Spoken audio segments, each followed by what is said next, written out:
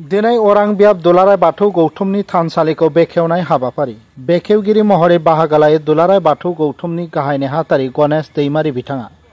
बेजों लोगोसेनो थानसालिनि गाहाय दरखंखौ बेखेवनानै होयो माजबाद समस्तिनि एमएलए चरण बर' बिथाङा। मख'नो गोनांनि गाबोननिफ्राय जानो गोनां उदालगुरि जिल्ला दुलाराय बाथौ गौथुमनि 34थि बोसोरारि जथुम्मा आरो दुलाराय बाथौ गौथुम अरां बियाबनि रुफाथि मायथाइ फोरबोआ 21, 22 आरो 23 मार्च खालि सानथामनि मेहेरगोनां हाबाफारिजों खुंनो थाखाय थाम-थिम खालामदों।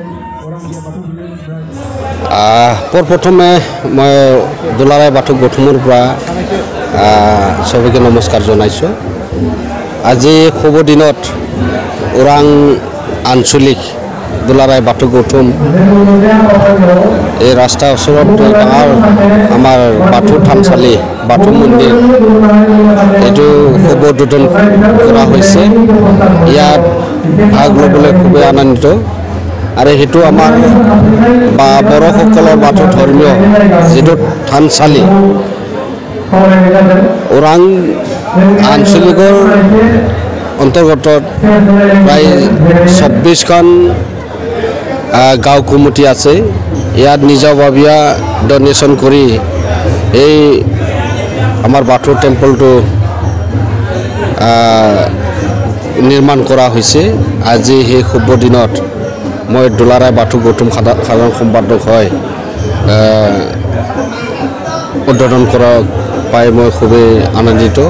এটো বড় সমাজৰ কাৰণে এই অঞ্চলৰ কাৰণে আমাৰ মন্দিৰ रास्ता ओसर होৱাৰ কাৰণে ভাল হৈছে। ওদালগুৰি ডিস্ট্ৰিক্ট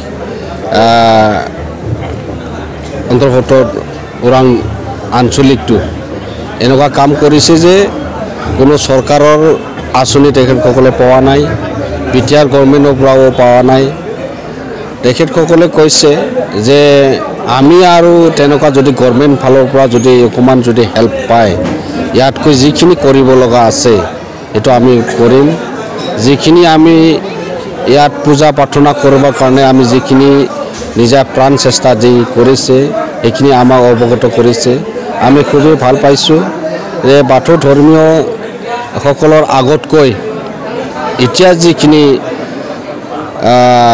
ডিসিপ্লিন মাধ্যমতে আহিছে, সংস্কাৰ কৰাৰ মাধ্যমতে আহিছে আৰু প্ৰচাৰ হৈছে আপোনালোকৰ মাধ্যমতে যে বড়ো সকলৰ পৰম্পৰা বাথৌ ধৰ্ম এতিয়া খুবেই ভাল হৈছে, কাম কৰিছে মানুহবোৰে আৰু বড়ো জাতিৰ কাৰণে বাথৌ ধৰ্ম যিখিনি কাম কাজ চলাই আছে এটো খুবেই ক'ব লাগিব যে এই সময়ত আমি নিজৰ দায়িত্ব লৈ কাম কৰি ভাল পাইছোঁ আৰু পিছলৈ আমি যিখিনি আসাম গভৰ্ণমেণ্ট আৰু বিটিআৰ গভৰ্ণমেণ্টৰ যিখিনি পাবলগীয়া আঁচনিবোৰ যাতে গাঁও সমাজলৈ গাঁও কমিটিলৈ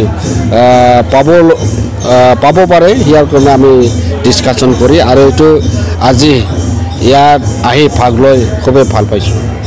আঞ্চলিক কমিটি দুলাৰায় বাথৌ গৌতম আৰু লগতে যি আমাৰ ইয়াৰ ৰিসেপশ্যন কমিটি আৰু ইয়াত মন্দিৰ গেট নিৰ্মাণ কৰা যি কমিটি তেওঁলোকক ধন্যবাদ যাচিব লাগিব। তেওঁলোকৰ মনোবল আৰু তেওঁলোকৰ ডেডিকেশ্যন মানে আমি সন্মান দিব লাগিব। তেওঁলোকে বহুত কষ্ট স্বীকাৰ কৰিছে। 6 মাহৰ আগত তেনেকা অৱস্থা নাছিল। ইয়াতে 6 মাহৰ ভিতৰত ইমান সুন্দৰ এটা বাথৌ মন্দিৰ তেখেতসকলে নিৰ্মাণ কৰি ওলাইছে। এইখন গেটটো চাগে 1 মাহ লগা নাই। 1 মাহৰ ভিতৰত পুৰা সুন্দৰ এটা গেট তেখেতসকলে ওলাইছে ইয়াতে। আৰু জিলাৰ অধিৱেশন যেহেতু কমেও ইয়াতে প্ৰায় 5000-6000 ডেলিগেট হ'ব চাগে না, 5-6000 ডেলিগেট হ'ব। ওপেন সেশনত 10-12,000 মানুহ হ'ব আৰু বহুতো অতিথি তেখেতসকলে নিমন্ত্ৰণ কৰিছে। তো আয়োজনটো খুব ভাল, তেওঁলোকৰ প্ৰস্তুতি খুব ভাল আৰু মই ইয়াৰ পৰাই বিশ্বাস কৰিছোঁ তেওঁলোকৰ যি মনোবল আছে তেখেতসকলৰ ইয়াৰ দ্বাৰাই মই আন্দাজ কৰিব পাৰোঁ এই 3 দিনৰ কাৰ্যসূচী তেখেতসকলে সফলতাৰে পাৰ কৰিব পাৰিব। হেগত ময়ো আফা বৰাই বাথৌৰ ওচৰত প্ৰাৰ্থনা কৰিছোঁ যাতে সকলো দিশৰ পৰা আফা বৰাই বাথৌৱে যাতে আমাক সহযোগ কৰে। মাজবাদনিफ्राय जतिनाथनि रिपोर्ट NBT लाइव।